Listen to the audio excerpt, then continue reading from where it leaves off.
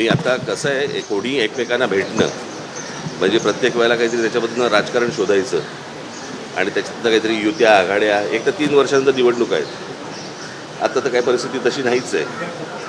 आणि दुसरी गोष्ट म्हणजे निवडणुका संपलेल्या आहेत आता. आज ते सत्तेवरती आहेत. आम्हाला जर काही समजा सजेशन्स द्यायचे असतील, जर काही चांगल्या गोष्टी करून घ्यायच्या असतील तर त्याच्यासाठी भेट व्हायला नको की प्रत्येक वेळेला त्याच्यातनं काहीतरी आपल्याला शोधलंच पाहिजे, प्रत्येक वेळेला काहीतरी त्याच्यातनं आपण राजकारणच शोधलं पाहिजे अशी काही आवश्यकता नाही आहे.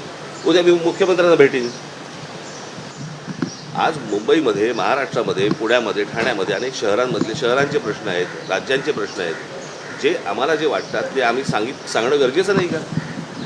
मी खरं तर त्या दिवशी तुम्ही जर असतात त्या दिवशीच बोललो असतो. मी कशासाठी भेटलो तुम्हाला आठवत असेल. मी आत्ता जे भेटलो त्यांना या सगळ्या याच्यामध्ये जी काय रोजची परिस्थिती मला जी काय आपल्या शहरांची दिसते ती इतकी बिकट आणि विचित्र आणि इतक्या भीषण अवस्थेला पोचलेली आहे. आणि त्यातला सगळ्यात महत्त्वाचा भाग आपण बघत नाही आहोत. आपल्याकडे काय होते, डेव्हलपमेंट म्हणजे रस्ते बांधणं, फ्लायओव्हर बांधणं आणि ब्रिजेस बांधणं, याला आपण प्रगती म्हणतो.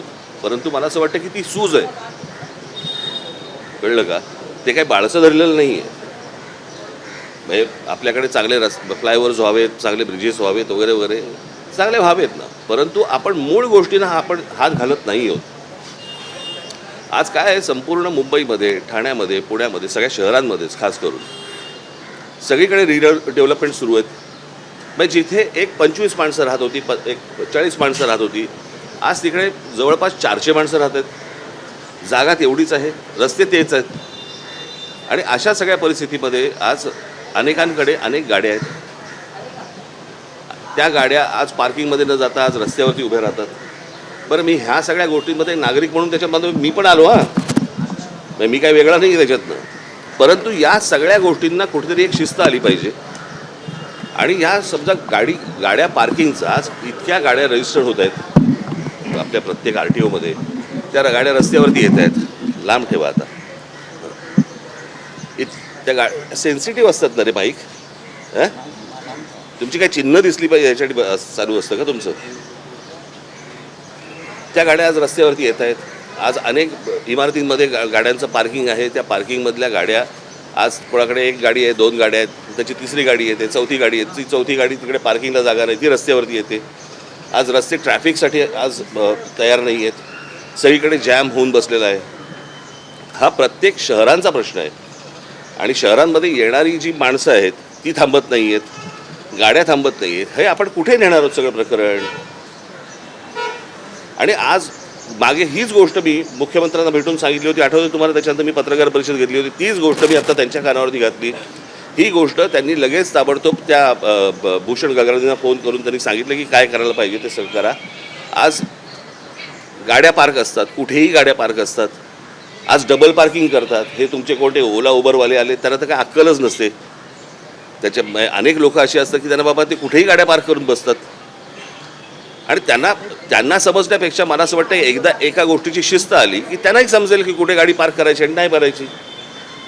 आणि म्हणून मी ते मागे जे सांगितलं होतं की लाल आणि काळा पट्टा तुमचा ह्याला फुटपाथला, त्याच्यावरती तुम्ही नो पार्किंग टाका. पिवळा आणि काळा असेल तिकडे पार्किंग टाका. आणि त्या सगळ्या ह्याच्यामध्ये जर समजा तुम्ही त्या लोकांना काही पनिशमेंट नाही लावली किंवा तुम्ही चुकीच्या ठिकाणी पार्क केलं तर बाबा 5,000 रुपये तुम्हाला दंड बसेल किंवा डबल पार्किंग केलं तर 10,000 रुपये दंड, ही भीती जोपर्यंत येणार नाही तोपर्यंत शहरांना शिस्त येणार नाही. आणि ह्या सगळ्या गोष्टी मी त्यांच्या कानावरती घातल्या. परंतु आपल्याकडे कसं होतं, या सगळ्या गोष्टी सांगितल्या तरी आपल्याकडच्या लोकांचा विश्वास बसत नाही. नाही काहीतरी असणार, ह्याच्यामध्ये पण काहीतरी असणार तर असणार. मग तुम्हाला काय चर्चा करत बसा. मी जो गेलो होतो तो ह्या गोष्टींसाठी गेलो होतो. त्यांच्याकडे ते सगळे परत अख्खी फाईल दिलेली आहे. ती संपूर्णपणे त्यांनी त्या गगरांकडे पाठवली आहे. पुढचं काय होईल ते मला असं वाटतं गगरांना विचारा.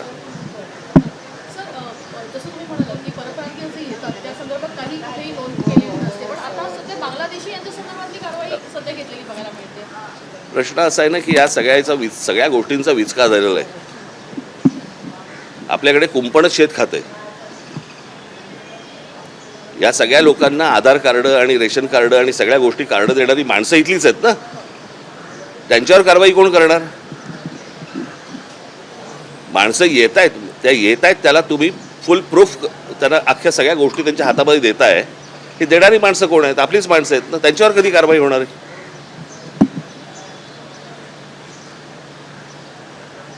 एक शहर आहे, त्या शहरामध्ये किती माणसं येऊ शकतात, किती माणसं राहू शकतात, त्याला काही आकार उकार देणार आहात की नाही आपण?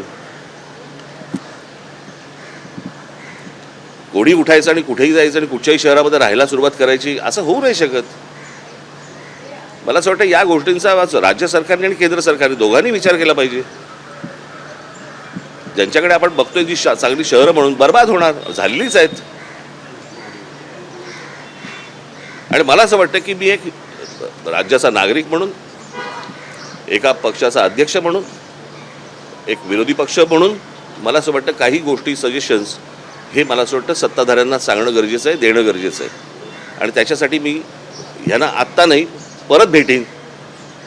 ह्याच्यानंतर तुम्हाला काय राजकारणाच्या चर्चा करायच्या असतील त्या तुम्ही करत बसा. मी जो गेलो होतो, आणि दुसरी गोष्ट म्हणजे ज्याला मी सुरुवात करताना सांगितलं होतं की एक निकोप राजकारण हे महाराष्ट्रामध्ये पूर्वी होतं की निवडणुका संपल्यानंतर सगळेजण एकमेकांना भेटायचे, काही बोलणं व्हायचं, काही व्हायचं. या सगळ्या गोष्टी आता संपलेल्या आहेत, बंद झालेल्या आहेत. आणि प्रत्येक गोष्ट ही तुमच्याकडे तिरस्कारानेच सगळ्या गोष्टी आपल्याकडे पाहिल्या जातात. हे असं बघून नाही चालणार, यातनं हाताला काही लागणार नाही. आणि मला असं वाटतं की विरोधी पक्षाची भूमिका ही योग्य रीतीने पार पाडली पाहिजे. जे काही जिथे सरकार चुकेल तिथे ठणकावलं पाहिजे. आणि सरकारला मला असं वाटतं की, आणि हे उद्या आम्ही सरकारमध्ये असू, त्यांनी हीच गोष्ट केली पाहिजे. या पद्धतीनेच मला असं वाटतं राज्य चाललं पाहिजे, तरच लोकांच्या हाताला काहीतरी गोष्टी लागतील, अन्यथा काही लागायचं नाही.